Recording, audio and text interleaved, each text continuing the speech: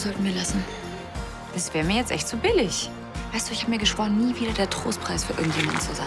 Du kannst dich hier nicht wie ein eifersüchtiger Gockel aufführen. Die Sache zwischen dir und Caro ist vorbei. Fertig, aus. Warum sagst du nicht einmal die Wahrheit, Tore Hellström? Dass du Sascha nicht magst, weil du eifersüchtig bist. Was ich wirklich für dich fühle, ist... Die Minute ist um. Was? Sebastian, ist an dem, was Ansgar gesagt hat, auch nur irgendetwas dran? Raus hier. Zurzeit kenne ich nur eine Person, die den Konzern in Vaters Sinne weiterführen könnte. Und deshalb trete ich nicht zurück, ich bleibe.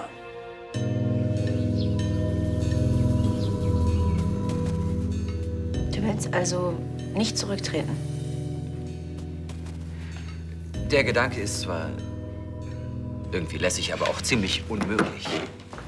Lässig? Was ist denn daran lässig? Das ist völlig geisteskrank, fern jeder Realität. Ich sehe die Realität ziemlich klar vor mir.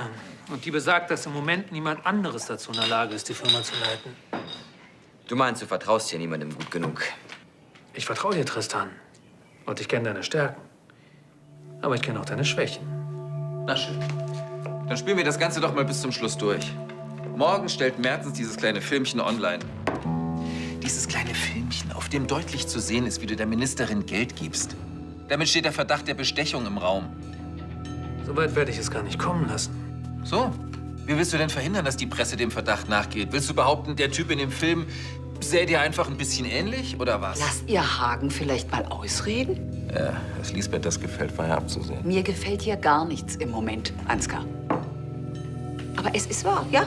Hagen ist der Einzige, der im Sinne von Ludwig handelt. Und nicht aus reinem Egoismus und aus Machtgier. Also, Hagen, was hast du vor? Vertraut mir. Das klingt ja wirklich verlockend.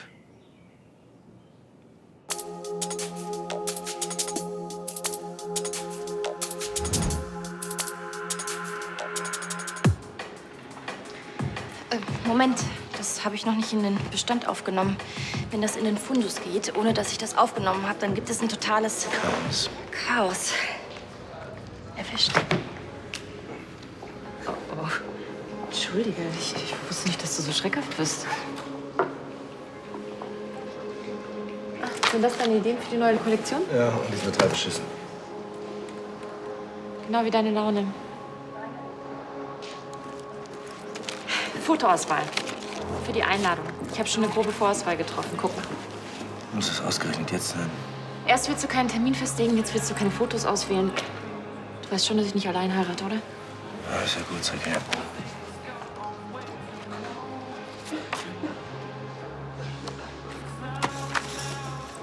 Hätte ich auch genommen. Wir sind das perfekte Paar. Ich zeig's noch Caro, ja? Caro? Guck mal, das hier, oder? Ja, das ist sehr schön. Das sieht ja aus wie das perfekte Paar.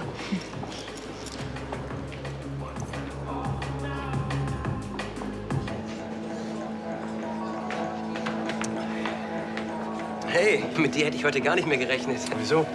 Ein Bier bitte. Naja, ich dachte, du wolltest mit Jessie Sport machen. Naja, wir haben auch also nur Sport gemacht. Oh, Danke. ich habe so meine Erfahrungen mit Ladies. Erzähl mir, was passiert ist und ich sag dir, wo der Fehler ist. Es gibt keinen Fehler. Jessie hat sich verändert.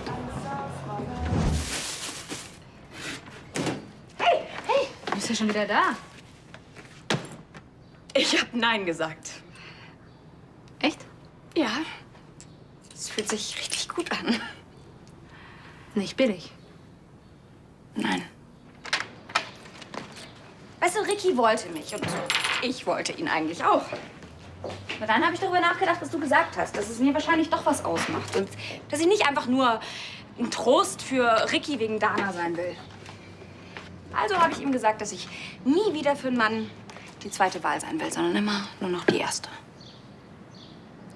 Jessie hat endlich kapiert, was sie wert ist. Das Einzige, was mich daran stört, ist, dass ich es nicht vor ihr kapiert habe. Und dass du was nicht kapiert hast? Dass Jessie weit mehr ist als eine Frau fürs Bett, mit der man sich ablenken kann und eine Menge Spaß haben. Ich meine, ey, wir hatten eine Menge Spaß heute. Ich habe nicht eine Sekunde an Dana gedacht. Also, ich kenne Jessie nur als total nervige, stressige Mitbewohnerin, aber manche Leute sagen auch, dass sie ein echter Kumpel sein kann. Sie ist viel mehr als ein Kumpel. Moin, moin. Bin sehr glücklich über deine Entscheidung. Maxi und Jessie natürlich auch. Freuen uns schon auf die erste Wattwanderung. Kuss, Dana. Darf ich? Du immer. Ja, ich wollte mal fragen, was du vorhast. Und ob ich dir vielleicht helfen kann. Ich habe keine Ahnung, wie ich aus der Nummer wieder rauskommen soll. Wie wär's denn mit der Wahrheit? Die Wahrheit bringt mich ins Gefängnis. Ja, vielleicht. Aber vielleicht könntest du auch zusammen mit der Ministerin das Ganze rückgängig machen. Doch. Und das Geld, das für die Bestechung gedacht war, in eine Stiftung einfließen lassen. Der Autobahnzubringer, der müsste natürlich durch den Lahnsteinforst führen. Eine Stiftung.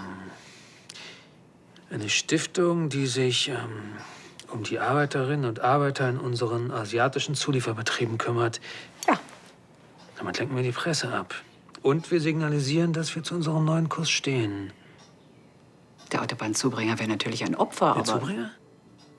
Ja, ich sagte doch. Der Zubringer müsste gebaut werden. Niemals. Und wie willst du dann beweisen, dass die Bestechung Geschichte ist? Die Bestechung darf niemals an die Öffentlichkeit gelangen. Irgendwie muss ich Mertens davon abhalten, dieses Video weiterzuleiten. Und wie willst du den jetzt bestechen? Vielleicht habe ich keine andere Wahl. Hagen, diesen Satz habe ich von deinem Vater nie gehört. Man hat immer eine Wahl. Und ich kann dir nur raten, die richtige zu treffen. Denn wenn du mit den Methoden von Ansgar und Sebastian vorgehst, dann wirst du das Spiel verlieren.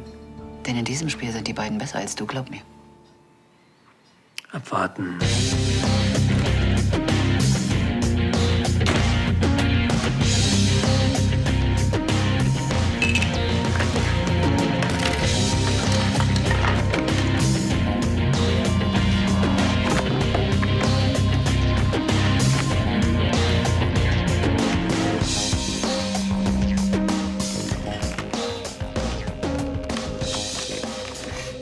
Und jetzt zeigt die Emma der Mama mal, was sie heute gelernt hat.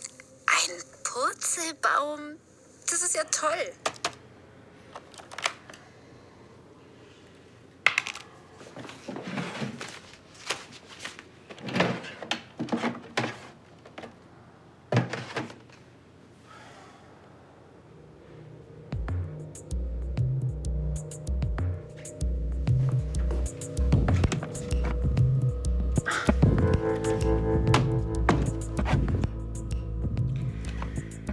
Nicht Tanjas Geburtstag, nicht Emmas. Okay.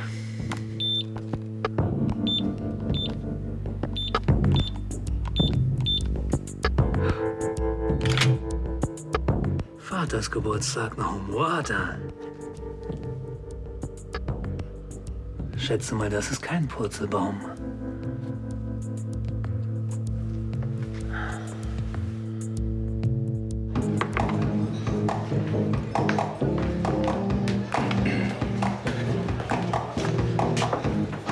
Hallo. Genau, mal eine große Limo, bitte. Abend. Wie machen die Beine? Alles gut, ich war gerade joggen. Laufen ist immer noch das beste Mittel, um den Kopf frei zu kriegen. Stress bei der Arbeit? Genau. Außerdem heirate ich demnächst. Ah, verstehe. Das setzt einen Mann allerdings demselben Stresspegel aus wie ein Kampfpiloten im Einsatz. Einladungskarten, Sitzordnung, Tischordnung, Brautsträußchen, Brautjungfernkleider. Der ganze Wahnsinn. Das heißt, Sie sind auch verheiratet? Nein, ich weiß. Sagen Sie, darf ich Ihnen mal eine persönliche Frage stellen? Schießen Sie los. Also kurz vor der Hochzeit, also dem Punkt, wo es richtig ernst wurde. Waren Sie da auch so durch den Wind? Sie meinen, ob ich mich damals gefragt habe, ob das vielleicht der größte Fehler meines Lebens sein wird? Ja, so ungefähr. Nein. Ich war mir hundertprozentig sicher. Aber am Ende hat meine Frau mich dann für ihren Bruder verlassen. Oh. Ja, also das kommt nicht so häufig vor. Ich denke, das Risiko ist überschaubar. Hat Ihre Verlobte denn überhaupt einen Bruder? Nein, nur eine Schwester. Caro. Die beiden sind Zwillingsschwestern, oder? Genau. Meine Frau und ihr Bruder sind auch Zwillinge. Naja, das ist wie gesagt ein spezieller Fall. Sie haben ja bestimmt nicht vor, mit Ihrer zukünftigen Schwägerin durchzubrennen, oder?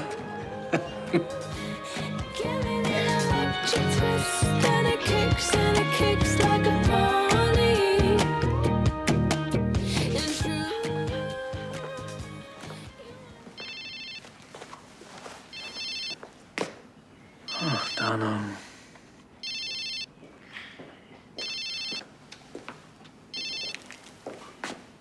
Machst jetzt einen auf Wachhund? Keine schlechte Idee bei dem verräterischen Gesocks, was hier rumrennt. Was willst du hier? Ich hab dich rausgeworfen. Kannst du gar nicht. Schon vergessen, ich habe hier lebenslanges Wohnrecht. Und wenn ich es trotzdem tue? Du mieser kleiner Heuchler. Versprichst unserem Vater die Familie zu ein und was machst du? Schmeißt mich raus. Weil ich nicht bereit bin, nach deinen idiotischen Regeln zu spielen. Du hast mich auf die erbärmlichste und hinterfotzigste Art und Weise verraten. Hast du mir denn eine andere Wahl gelassen? Mal ganz abgesehen davon, ich hätte dich ins Gefängnis bringen können, habe ich aber nicht. Hab sogar extra dafür gesorgt, dass dieses Video keine Tonspur hat, damit nur der Verdacht einer Bestechung besteht, was niemals für eine Verurteilung ausgereicht hätte. Soll ich mich auch noch dafür bedanken, ja? Nein, es wird mir völlig ausreichen, wenn du endlich einsiehst, dass dein Weg für Lahnstein Enterprises der falsche ist. Ach, spielt sowieso alles keine Rolle mehr. Mertens wird morgen früh der Presse das Material übergeben und dann bist du raus. Das werden wir sehen. Das werden wir sehen. Hagen, wach bitte endlich auf. Du hast nicht das Zeug dazu, diesen Konzern zu führen. Dafür muss man nämlich ab und zu mal ein Wagnis eingehen. Ja, auch mal die Grenzen der Legalität überschreiten. Und dabei so kreativ sein, dass es keiner bemerkt. Das ist einfach nicht dein Ding. Spiel mit deinen Pferden, hm? Oder noch besser. Tu Dana den Gefallen und geht endlich an die Nordsee. Vielleicht macht ihr einen Ponyhof auf. Nachhaltig, versteht sich. Ich habe mir sagen lassen, mit Pferdeäpfel lässt sich wunderbar heizen. Kreativ sein kann ich.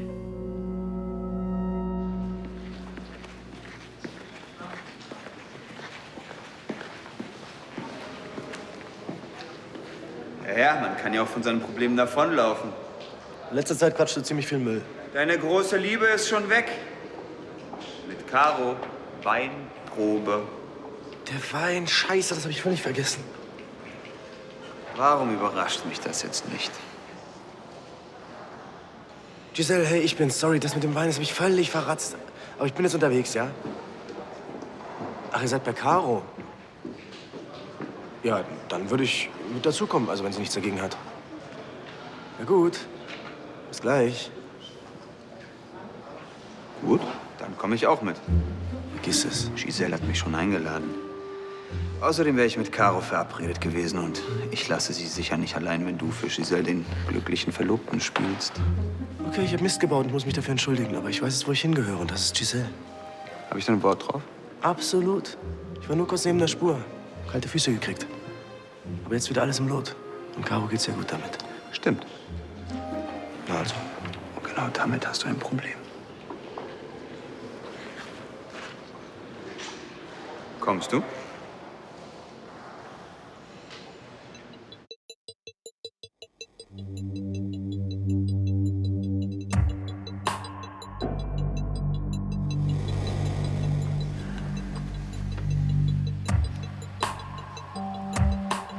Frau Ministerin, Hagen von Lahnstein hier. Wissen Sie eigentlich, wie spät es ist? Ja, entschuldigen Sie bitte die späte Störung, aber die Zeit rennt uns davon. Ich gehe davon aus, dass Ihr Staatssekretär Sie über das Video aufgeklärt hat, das er morgen in Umlauf bringen will. Er will mich damit erpressen, aber eins sage ich Ihnen, dieser kleine Widerling wird meinen Posten nicht bekommen. Ja. Auch ich wurde gezielt reingelegt und soll morgen früh meinen freiwilligen Rücktritt erklären, was ich allerdings nicht vorhabe. Was halten Sie davon, wenn wir dieser Eskalation mit einem strategischen Schachzug zuvorkommen? Was heißt das, strategischer Schachzug? Das erkläre ich Ihnen gerne, wenn Sie hier sind. Schaffen Sie es, in einer halben Stunde auf Königsbrunn zu sein? Wenn Sie wirklich eine Idee haben, wie wir diese Schmeißfliegen zerquetschen können, dann bin ich in 20 Minuten da. Wir fangen sofort an. Bereiten Sie alles vor. Gönnen wir Ihnen noch eine Nacht der Vorfreude.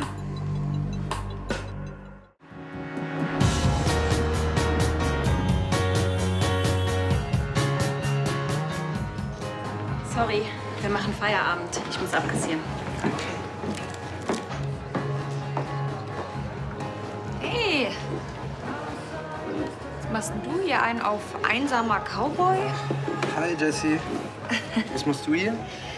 Ich habe gerade noch ein bisschen mit Bella gequatscht und wollte eigentlich mit ihr was trinken gehen. Aber sie macht mit Andi heute einen gemütlichen... DVD-Abend. Genau. Aber ist doch eigentlich auch ganz schön, oder? Wenn man sich abends immer noch sehen will, obwohl man den ganzen Tag zusammengearbeitet hat. Alles klar. Alles klar. Ich weiß jetzt, warum du hier alleine sitzt und dich besäufst. Du vermisst Dana. Du brauchst einfach ein bisschen weibliche Ablenkung. Hm? Gerade jetzt, wo ich nicht mehr zur Verfügung stehe. Feierabend. Ich muss abkassieren. 2 Drinks, bitte. Aber ich habe doch gerade gesagt, dass wir jetzt... Ah, für dich und für Ricky. Weißt du, dieser charmante Typ, der hier sitzt, will dich eigentlich schon den ganzen Abend ansprechen, aber traut sich nicht. Dabei sieht er gut aus, ist Arzt. Gibt doch gar keinen Grund, schüchtern zu sein, oder? Nö, gibt es nicht. Cuba Libre? Du darfst dich morgen bei mir bedanken. Spaß!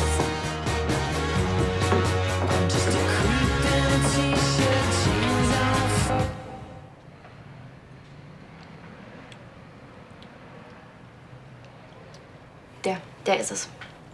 Ich fand den zweiten viel besser. Nein, der war viel zu süß. Zu viel Ananas im Abgang. Ananas im Abgang. Ah, das ist Tore. Tore? Wieso kommt denn der hierher? Wieso? Naja, Die Weinprobe ist wichtig. Hochzeit, hallo? Ja.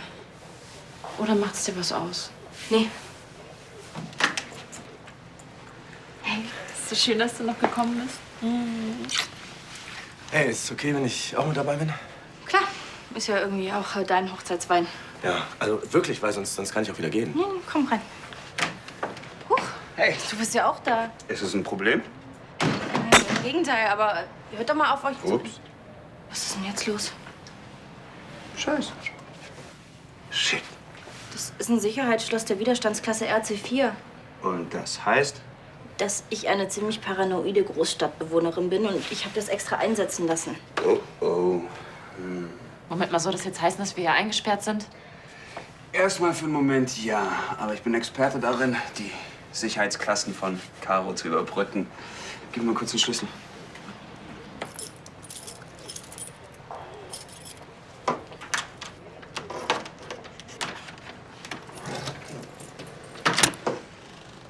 Oh Mann, Scheiße, das kann doch jetzt auch nicht sein. Kommt, Leute. Ist doch lustig. Wie in so einer eingeschneiten Berghütte. Ist irgendwie romantisch. Scheiße, du musst das reparieren und zwar sofort. Mir gefällt dein Ton nicht, aber ja, ich werde das reparieren. Unbedingt, Sascha. Ich werde dich retten. Könntest du in Zukunft deine Wichsgriffe da lassen, was jedem gehören? Was? Wieso denn Tore? Caro, ich dachte, das ist beim wilden Sex mit Sascha passiert. Tore? Du hast Caro geschlagen?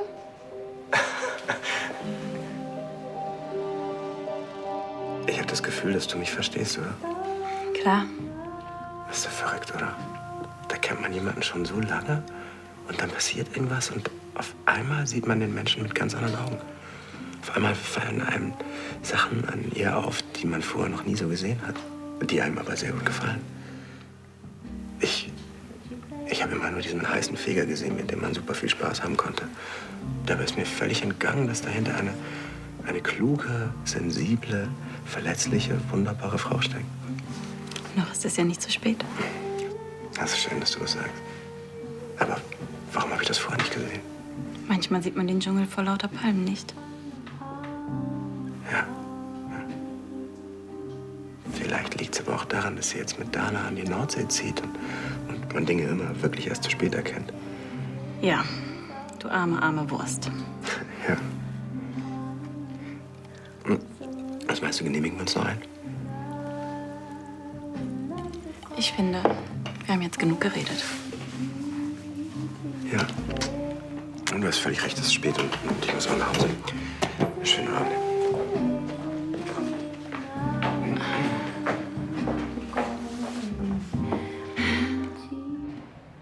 Also? Caro wollte aus ihrem Büro raus und? Ja, und ich wollte rein. Ja, er klopft doch nie an. Also er hat die Tür aufgerissen und hat sie mir mit voller Wucht ins Gesicht geschlagen. Und warum hast du deine Geschichte mit Sascha erfunden? Weil... Du kannst dich hier nicht wie ein eifersüchtiger Gockel aufführen. Die Sache zwischen dir und Caro ist vorbei. Fertig, aus. Ich wollte nur nicht, dass du denkst, dass... Ich habe Caro darum gebeten, sich das auszudenken, weil ich einfach Angst hatte, dass du sauer sein könntest. Dass ich sauer werden könnte? Sag mal, spinnst du? Ja, oder dass du sauer bist oder dass du irgendwie verunsichert bist. Weil ich bin genauso verunsichert. Ich meine, wir stehen kurz vor der Hochzeit, ist doch völlig normal. Ich wollte einfach nur nichts falsch machen.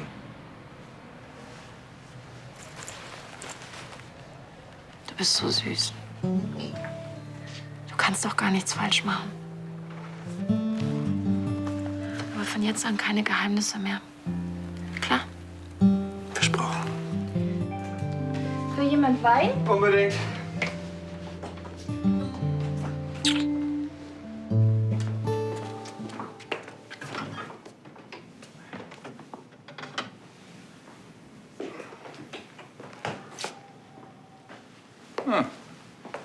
Du schleichst dich doch hier nicht etwa rein, weil du sonst nichts zu essen kriegst. Im Gegensatz zu dir muss ich mich hier nirgends reinschleichen. Ich habe hier lebenslanges Wohnrecht. So. Warum ist dir das vorhin nicht eingefallen, dass dich dein Bruder rausgeschmissen hat? Nennen wir es den Überraschungseffekt. Ja, das stimmt. Das kleine Hörspiel hat für einige Überraschungen gesorgt. Du wirst dafür bezahlen. Genauso wie du dafür bezahlen wirst, dass du meinen Sohn fast umgebracht hast. Irrtum. Für den angeblichen Anschlag auf deine Ex-Geliebte und dein ungeborenes Kind gibt es keine ausreichenden Beweise. Sieht mittlerweile auch die Staatsanwaltschaft so. Die Anklage wurde fallen gelassen, wie du sicher weißt. Aber ehrlich gesagt ist das doch gar nicht unser Problem im Moment. Hagen wird morgen wegen Bestechung zurücktreten. Das heißt, die Familie braucht eine neue Führung. Und wen werden Sie da wohl wählen? Diesen hier, der mit einer lächerlichen Farce die gesamte Familie getäuscht hat und jetzt als verlogener Dreckskerl dasteht? Hm? Oder doch vielleicht diesen hier, von einer Nahtoderfahrung geläuterten, der all das Unrecht in der Familie aufgedeckt hat. Na, was meinst du? Für wen sieht's besser aus? Hm? Ach, nur damit es klar ist. Die Banane bist du. Das Problem ist nur, niemand wird dich wählen. Oder glaubst du ernsthaft, dass irgendwer hier die Nummer abnimmt? Lasst euch von mir nicht stören.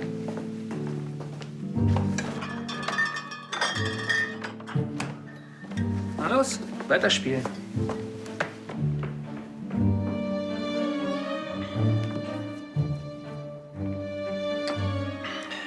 Irgendwie gefällt mir diese Birne nicht.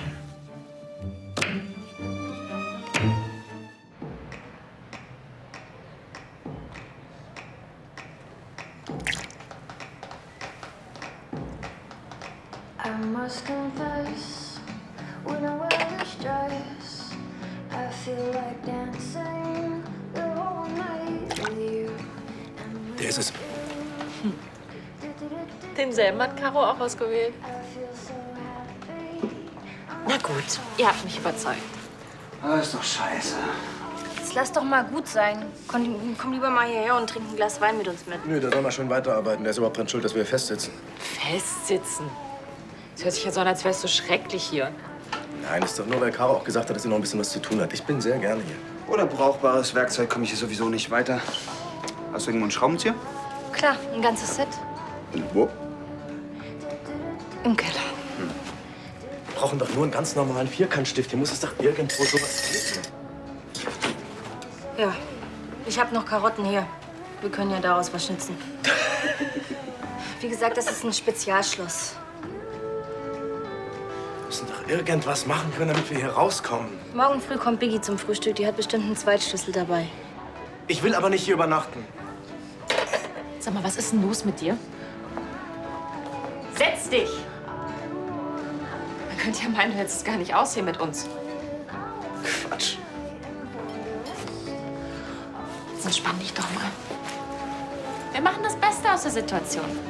Wir haben noch mehr als genug Wein da. Und du und ich, wir werden unseren Kindern noch davon erzählen. Die Nacht, als euer Papa und ich den Wein für die Hochzeit ausgesucht haben. Wie machen wir das eigentlich gleich? Schlafen du und ich auf der Couch und die zwei auf dem Boden? Ach nee, komm, nur lass uns die Mädels auf der Couch schlafen und wir schlafen auf dem Boden. Ich habe vergessen, was für ein Gentleman du bist. Ist doch jetzt egal, wer wo pennt, jeder da, wo er umfällt. Und jetzt auf geht's, hoch die Tasten.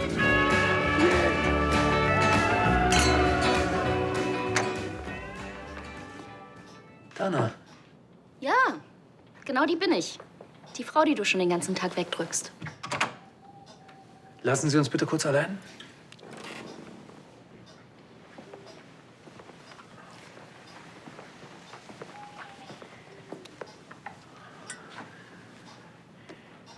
Ich wollte dich anrufen, aber es kam die ganze Zeit was dazwischen. Du wolltest mich anrufen? Warum? Moment, lass mich raten. Du willst doch nicht zurücktreten. Ich kann nicht. Komm mir nicht so. Natürlich kannst du. Du musst sogar. Wie willst du denn aus der Nummer wieder rauskommen? Besser, wenn du nichts darüber weißt. Stimmt. Ist vielleicht wirklich besser. Ich meine, ich weiß ja nicht mal, was deine Zukunftspläne sind. Die sich täglich ändern. Wie lange weißt du es schon? Seit heute Nachmittag. Dir ist schon klar, dass Jessie schon im Packen ist. Wir ziehen an die Nordsee. Wann? Sobald ich Landstein Enterprises in vertrauensvolle Hände übergeben habe. Also nie. Hagen, dein Sohn hat chronisches Asthma und du hast es mir versprochen. Ich habe meinem Vater auch ein Versprechen gegeben und dieses Versprechen kann ich nicht brechen, nicht jetzt. Ich muss einen Schritt nach dem anderen gehen. Bitte. Weißt du was? Ich glaube, du gehörst wirklich hierhin. Du bist all das geworden, was du in deiner Familie immer gehasst hast. Und wahrscheinlich bist du der wirklich wahre Landstein. Mir wird es nur erst jetzt klar. Die Ministerin ist da. Hör zu, Dana. Ich muss das hier regeln. Ich kann das Gespräch nicht führen, nicht hier und nicht jetzt. Ja. Gut.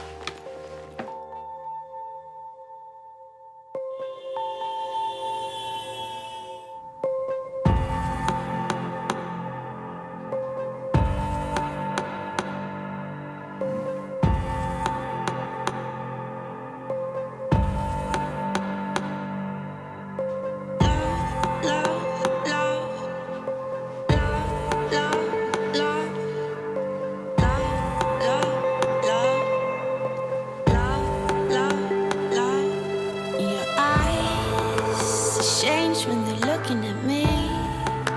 You're walking down the stairs and you leave, and you turn into a crippled man.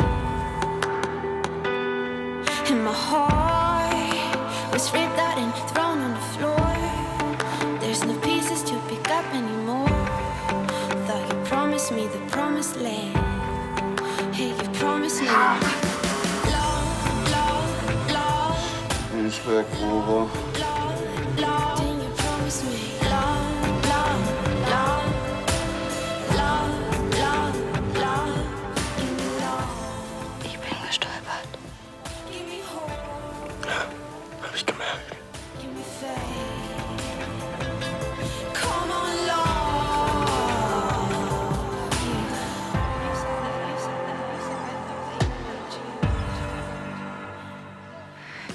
jedes Mal. Trying, but I can't shut it down. Stuck here in the middle and your arms holding someone else by the back, seeing all the pictures in black. Thought you promised me the promised land. Didn't you promise me love, love, love, love, love, love? Didn't you promise me love, love?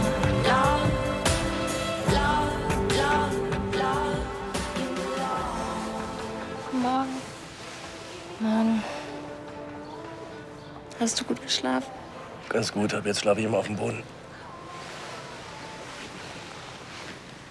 Was machen wir denn jetzt wegen der Tür? Ich habe keinen Bock, auch noch den ganzen Tag hier zu verbringen. Tut mir leid, dass ich das gestern nicht hingekriegt habe. Ist doch gut. Wir haben die Nacht ja halbwegs unbeschadet überstanden.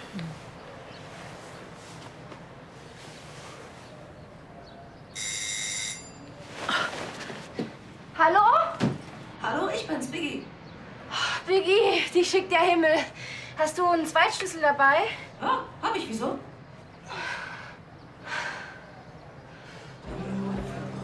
Was genau meinst du mit noch nicht? Was weiß ich, er muss halt noch Sachen klären. Wollt ihr mich verarschen? Er muss doch die ganze Zeit noch irgendetwas klären. Ich weiß es doch auch nicht. Es ist kompliziert, okay? Nein, es ist nicht okay. Und weißt du warum? Weil Hagen nämlich die ganze Zeit auf Maxi scheißt. Das stimmt nicht. Ah ja, sag das mal unserem Sohn, wenn er das nächste Mal einen Asthmaanfall hat. Ich vertraue Hagen, okay? Und ich verspreche dir, sobald sich Maxis Zustand verschlechtert, sind wir hier weg. Dana? Wem machst du hier eigentlich was vor? Hm?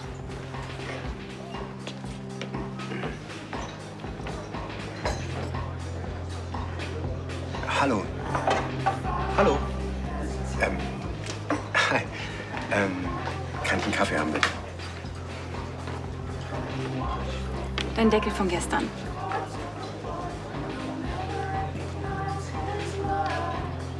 Das klingt jetzt aber nicht so nach einer heißen Nacht. Es war ja auch keine heiße Nacht. Warum? Weil ich... Du musstest an Dana denken.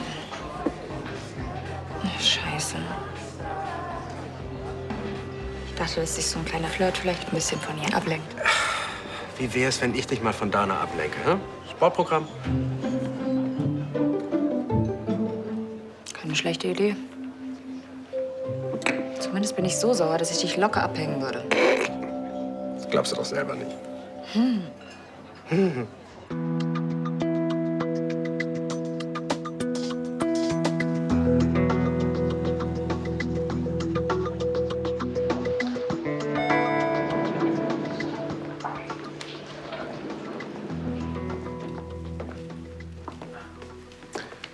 Alle Achtung, Hagen. Du weißt, wann du verloren hast. Ich hätte gar nicht gedacht, dass du deinen Abgang derartig zelebrierst und so eine Pressemeute einlädst.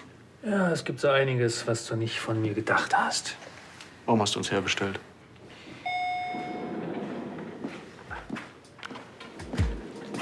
Was machst du denn hier?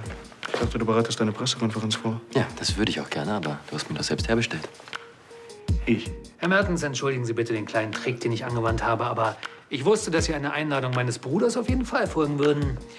Ich habe euch hierher gebeten, weil ich euch etwas zeigen will. Ich bin mir sicher, das ist in eurem Interesse.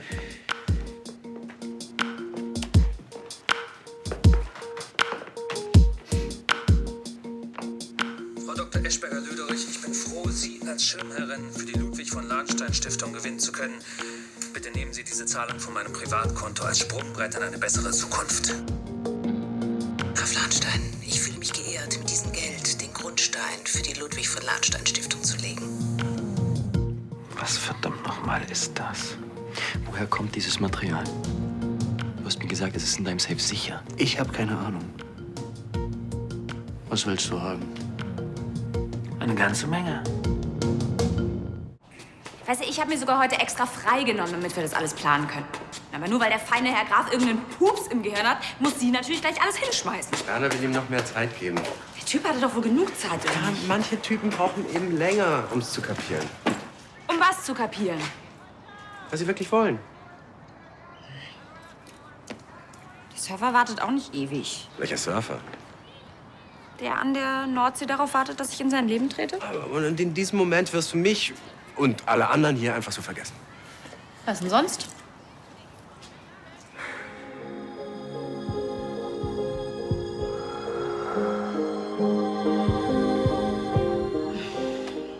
Keine Sorge.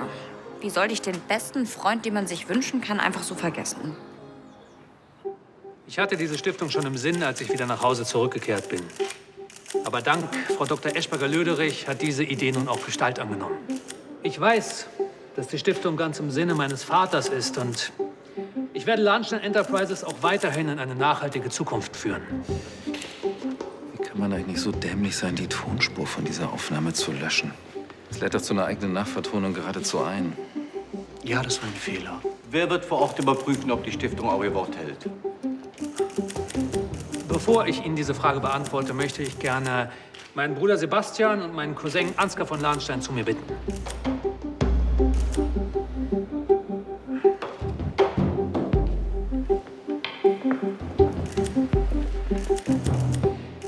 Wenn es um die ehrenvolle Aufgabe geht, die Ziele der Stiftung in Indien und Bangladesch zu manifestieren, so haben wir einhellig entschieden, dass diese Aufgabe innerhalb der Familie zu bleiben hat.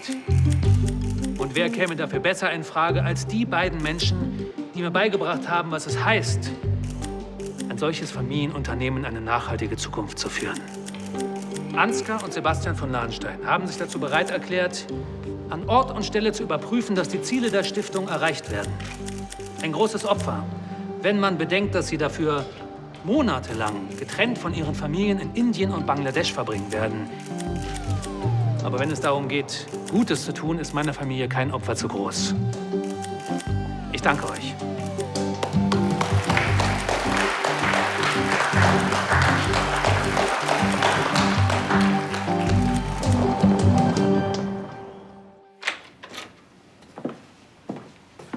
Eigentlich war Caro mit Vicky verabredet, oder?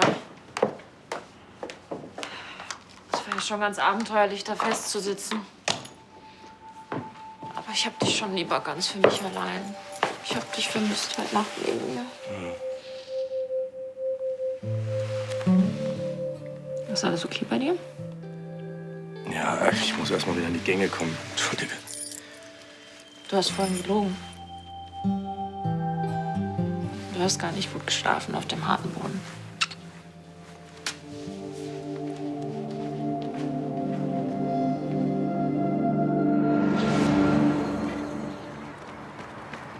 Ricky, du Lusche! Was los? Gestern so viel geflirtet? Gott. Sie wehgetan? Nee, ich bin nur umgeknickt. Aber ich brauche vielleicht eine Pause. Okay, komm her.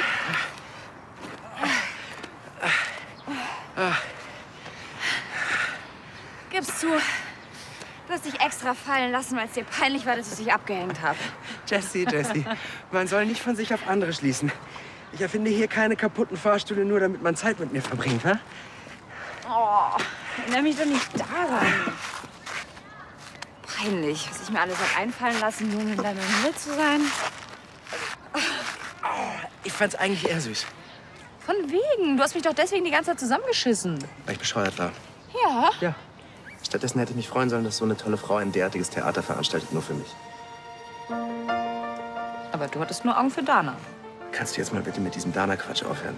Du solltest dir langsam mal eingestehen, dass du Dana wahnsinnig vermissen wirst. Schnallst du's bitte endlich? Ich werde dich vermissen, genau dich. I walked across an empty land. I knew the pathway like the back of my hand. I felt the earth beneath my feet. Sat by the river and it made me complete. Also, ich brauche eine Antwort und ich brauche sie jetzt. Das kann er nicht machen. Irgendein Schlupfloch wird's geben. Ich lasse mich jedenfalls nicht nach Asien abschieben. Diesen ganzen Mist haben wir nur am Hals, weil du zu dämlich warst, ihn fertig zu machen, als du die Mittel dazu in der Hand hattest. Ich wäre jetzt gern dabei, wenn Sie sich gegenseitig die Schuld zuschieben. Hörst du dich eigentlich manchmal selber reden? Was ich getan habe, ändert ja nichts an den Zielen, die ich habe. Aber es ändert, wer du bist. Dana, alles, was ich wollte, ist, die beiden aus dem Weg zu schaffen. Wenn sie in Indien und Bangladesch sind, dann kann ich hier alles regeln und in Ruhe einen Nachfolger finden. Dann sind wir hier weg. Du glaubst doch nicht im Ernst, dass Sebastian und Ansgar jetzt ihr Köfferchen packen und in den nächsten Flieger steigen? Sie haben keine andere Wahl. Das bedeutet natürlich auch, dass du mit uns an die Nordsee kommst. Ich muss einen Nachfolger finden. Ich kann die Familie und die Firma nicht dem Chaos überlassen. Aber deinen Sohn und mich kannst du alleine lassen. Ich liebe dich, Dana, und ich werde nachkommen, das verspreche ich dir.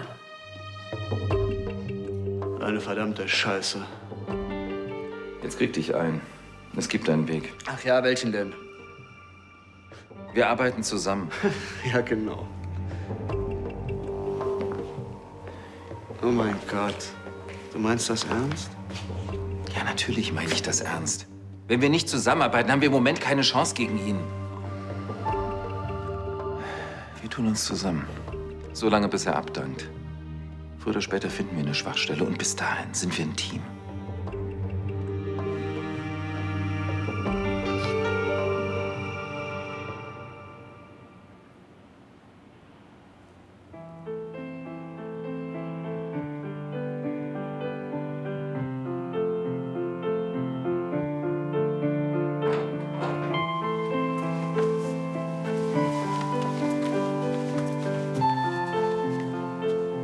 Kannst du mir mal helfen?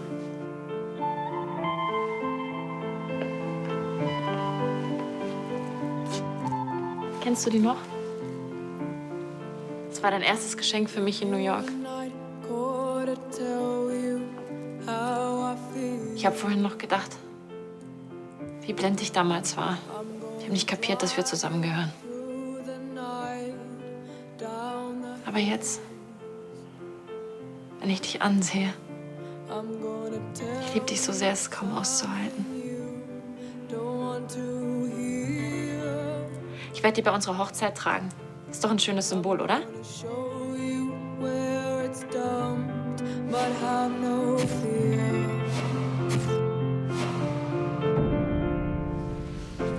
Außerdem passt die perfekt zu meinem Kleid. So viel kann ich dir ja schon verraten. Auch wenn du es noch nicht kennst. Doro, was ist denn los? Entschuldige ich. Was denn? Giselle, ich kann dich nicht heiraten.